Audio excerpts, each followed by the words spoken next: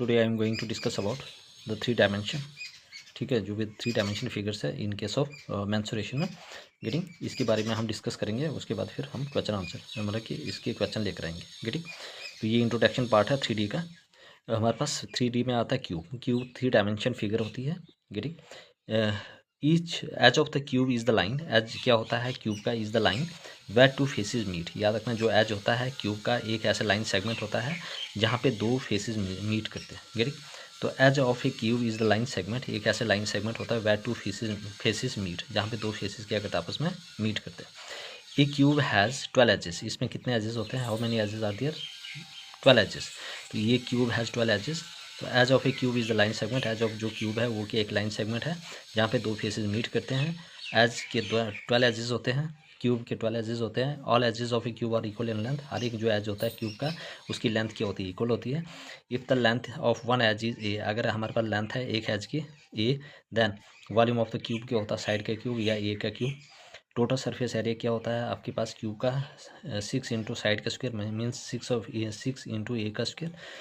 तो diagonal of a cube क्या होता है हमारे पास? ए साइड इंटू √3 या ए इंटू √3 गेटिंग। और फेस डायगोनल क्या होता है? A √2 getting. तो what is edge? Edge of a cube is the line segment जहाँ पे दो फेसेस मीट करते हैं। एज के मतलब क्यूब के 12 एजेस होते हैं। All edges of a cube are equal length. हर एक जो एजेस होती है क्यूब की उनकी लेंथ इक्वल होती है। If the length of one edge is a, अगर एक एज की लेंथ जो है ये है, then volume of a cube होता है ए का क्यूब मीन साइड का क्यूब। टोटल सरफेस एरिया होता है 6 इंटू साइड का स्क्वायर मीन 6 ए का square getting. Diagonal of a cube होता है आपके पास ए √3 और फेस डायगोनल होता है ए √2। क्यूबाइड क्या होता है? ये cuboid also called is rectangular prism. Cuboid को क्या कहा जाता है? रेक्टेंगुलर प्रिज्म कहा जाता है। Is a 3D solid shaped heavy. ये 3D सॉलिड शेप होता है जिसमें क्या होता है?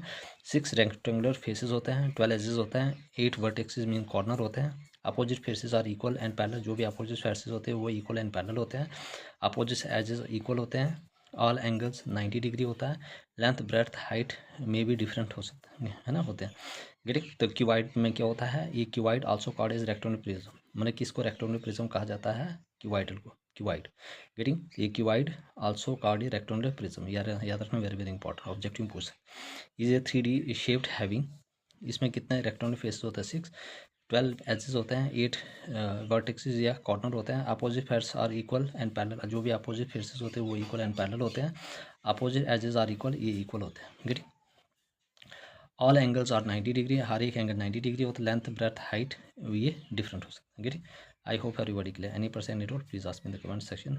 ये चीज़ें इंपॉर्टेंट है getting. Please everybody notice this important points in your notebook which will help in during the time of examination getting.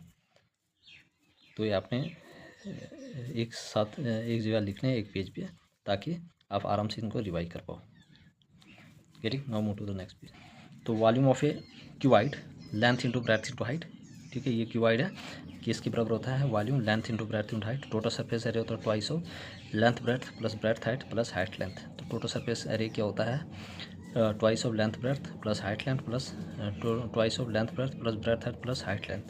Letter surface area किसके बराबर होता है? वो होता है हमारे पास twice of height length plus breadth. क्या होता है? Twice of height length plus breath.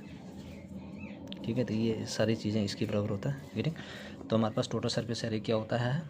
Twice of length breadth plus breadth height plus height length. Lateral surface area क्या होता है? Twice of height length plus breadth. Diagonal of cuboid होता है √ of length square plus breadth square plus height square getting.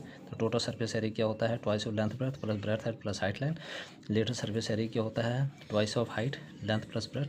Diagonal of cuboid होता है √ of length square breadth square plus height square. Right circular cylinder क्या होता है? Volume of a cylinder होता है pi r square h. Right circular cylinder क्या होता है? राइट सर्कुलर सिलेंडर तो वॉल्यूम ऑफ ए सिलेंडर होता है pi r square h. Curve surface area of cylinder होता है 2 pi r square h getting 2 pi r h sorry. Total surface area होता है pi r r plus h. ठीक है, 2 pi r plus h getting. तो volume of cylinder क्या होता है? Pi r square h. Curve surface area of cylinder क्या होता है? 2 पाई आर एच। ठीक है, total surface area of cylinder क्या होता है? टोटल सरफेस होता है pi r plus 2 pi r plus h. ठीक है, 2 पाई आर प्लस एच। ठीक है, टोटल सरफेस एरिया क्या होता है? 2 pi r plus h getting. तो हमारे पास राइट सर्कुलर सिलेंडर क्या होता है, volume of right circular cylinder होता है length into breadth into volume of cylinder क्या होता है pi r square h. Pi r square h curved surface area किसके बराबर होता है हमारे पास, वॉल्यूम किसके बराबर होता है pi r square h, curved surface area होता है 2 पाई आर एच, और total surface area of cylinder होता है getting 2 pi r h plus pi r square plus pi r square. ये हो गया, मतलब कि हमने इसको क्या किया, सिंप्लीफाई करने के बाद टोटल सरफेस एरिया होता है 2 pi r r plus h getting. तो क्या होता है 2 pi r r plus h getting. तो वॉल्यूम ऑफ सिलेंडर क्या है pi r square h, curve surface area of cylinder होता है pi r h, pi r h, total surface area होता है 2 pi r r plus h. और move to the next page. Next one is the right circular cone. देखो कोन क्या होता है, इसका ये रेडियस आ गया, ये हाइट आ गई, और ये जो है इस हाइट मतलब कि स्लांट हाइट आ गई गेटिंग, ये वाला जो स्लोप में गेटिंग। एच जो होता है नॉर्मल हाइट होती है मीन्स ऑल्टीट्यूड, ये आगे स्लांट हाइट और ये आगे रेडियस। वॉल्यूम ऑफ कोन क्या होता है गेटिंग, ये होता है 1/3 pi r square h getting, ये आगे सर्कुलर और ऊपर से कोन गेटिंग। तो वॉल्यूम ऑफ कोन होता है 1/3 pi r square h, curved surface area क्या होता है pi r l, total surface area of cone होता है pi r l plus pi r square, ये होता है pi r l plus r getting.